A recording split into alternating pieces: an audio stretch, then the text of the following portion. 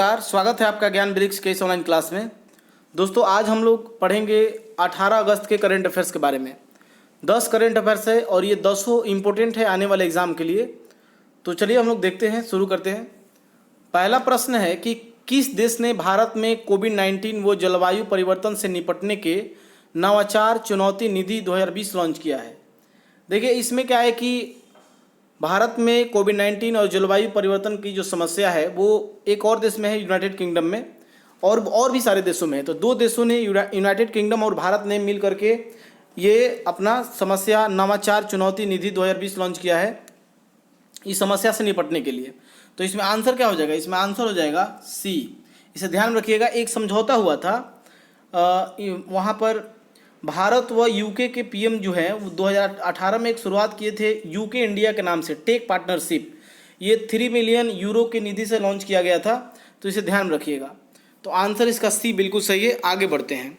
अच्छा, United kingdom के PM कौन है? तो वहाँ के प्रधानमंत्री कौन है भाई? तो वहाँ के प्राइम मिनिस्टर हैं बोरिस जॉनसन। तो इसे ध्यान रखिएगा।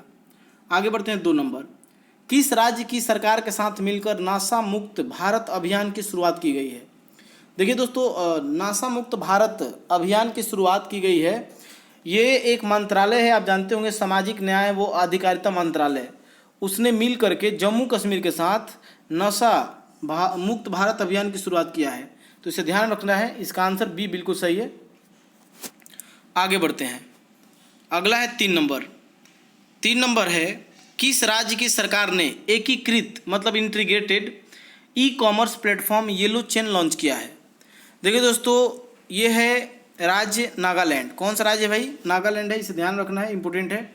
और नागालैंड में कुछ बात जान जाइए कि यहाँ के जो सीएम है उनका नाम है नेफ्यू रियो।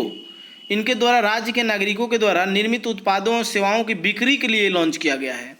तो इम्पोर्टेंट है, इसे ध्यान रखिएगा।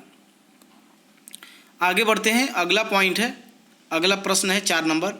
केंद्रीय मंत्री नितिन गडकरी ने किस राज्य में 13 हाईवे प्रोजेक्ट की नींव रखी है? तो 13 हाईवे प्रोजेक्ट की नींव कहाँ पर रखा गया है भाई? तो ये रखा गया है मणिपुर में। इसे ध्यान रखिएगा, मणिपुर में रखा गया है।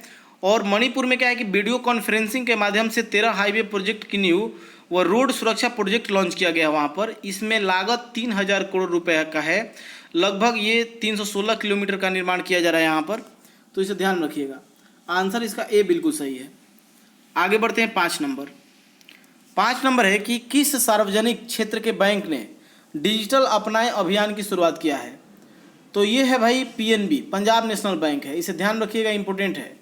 ये अपने ग्राहकों को डिजिटल माध्यम से मतलब प्रयोग करने के लिए, डिजिटल लेन देन के लिए 31 मार्च 2021 के लिए इन्होंने अपना ये जारी रखा है कि डिजिटल अपनाएं। बोला है कि 21 मार्च तक हम सारे ग्राहकों तक पहुंचा देंगे इसे।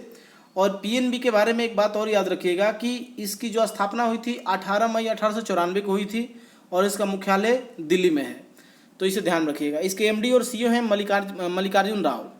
तो आंसर इसका हो जाएगा क्या? आंसर हो जाएगा इसका सी। आगे बढ़ते हैं।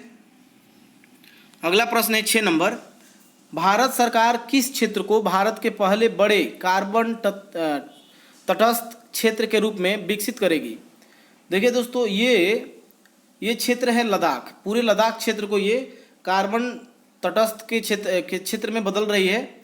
और इम्पोर्टेंट है ये, आप जानते होंगे कि लेह लद्दाख जो है, इन पूरे क्षेत्र को, कारगिल क्षेत्र को भी इलेक्ट्रिसिटी इंफ्रास्ट्रक्चर के विकास के लिए 7500 मेगावाट के सोलर पार्क का यहाँ पर निर्माण किया जा रहा है। तो इसे ध्यान रखिएगा। आंसर क्या हो जाएगा यहाँ पर? आंसर हो जाएगा लद्दाख। आगे बढ़ते हैं। अगला है 7 नंबर। 7 नंबर है कि पीएम मोदी ने किस नाम से एक मेगा ट्रांसनेशनल बिजली ग्रिड योजना की घोषणा की है? देखिए भाई, इसमें बिजली ग्रिड योजना की घोषणा की गई है। इसमें है 1 सन 1 वर्ल्ड और 1 ग्रिड।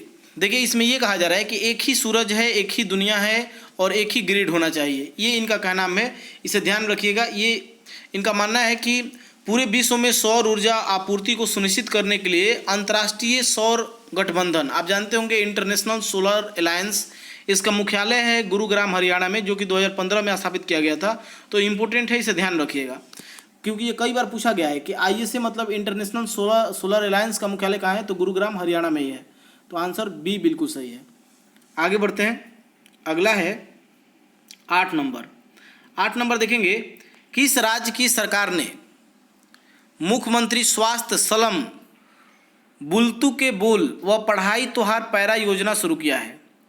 देखिए दोस्तों, ये शुरू किया है छत्तीसगढ़। कौन शुरू किया है? छत्तीसगढ़। तो इसे ध्यान में रखिएगा, इंपॉर्टेंट है।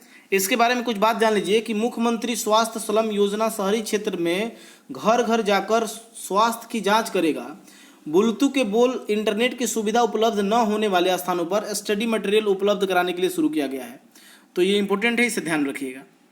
आगे बढ़ते हैं, अगला प्रश्न 9 नंबर देखते हैं। 9 नंबर है कि भारतीय रेलवे किस राज्य में दुनिया के सबसे लंबे रेलवे घाट पुल का निर्माण कर रहा है? देखिए भाई, ऊंचा का बात नहीं किया जा रहा है, यहाँ पर लंबा रेलवे घाट पुल का निर्माण किया जा रहा है। तो लंबा और ऊंचा में आपको कंफ्यूज नहीं होना है। यहाँ पे देख लीजिए, तो ये किया जा रहा है मणिपुर में। कहाँ किया जा रहा है भाई? मणिपुर में। इसे ध्यान रखिएगा। और इसमें एक दो बात और जान जाइए कि मणिपुर के जो एक नदी है, मणिपुर राज्य में एक नदी है जिसका नाम है इजई नदी। इजई नदी पर 141 मीटर ऊंचा और लगभग इसका लंबाई बहुत ज़्यादा है। यहाँ पर लंबाई थोड़ा सा देख लीजिएगा इसका। तो ये वहाँ पर थोड़ा सा ज़्यादा लंबा पुल बनाया जा रहा है, दुनिया का सबसे लंबा पुल हो जाएगा ये। तो इसे ध्यान रखिएगा, मणिपुर में बनाया जा रहा है। और सबसे अभी वर्तमान में जो सबसे ऊंचा रेल पुल है वो चिनाब नदी पर बनाया गया है, जम्मू कश्मीर में। आप जानते होंगे 359 मीटर वो ऊंचा है। आगे बढ़ते हैं, लास्ट क्वेश्चन देख लेते हैं। लास्ट क्वेश्चन है कि 10 अगस्त 2020 में भारत में किस दिन नौरोज त्योहार मनाया गया? देखिए दोस्तों, सॉरी 10 नंबर क्वेश्चन था ये। अगस्त 2020 में भारत में किस दिन नौरोज त्यौहार मनाया गया? देखिए, ये कैलेंडर पे डिपेंड करता है, अलग अलग कैलेंडर होते हैं। तो ग्रेगोरियन कैलेंडर हमारे देश में माना जाता है।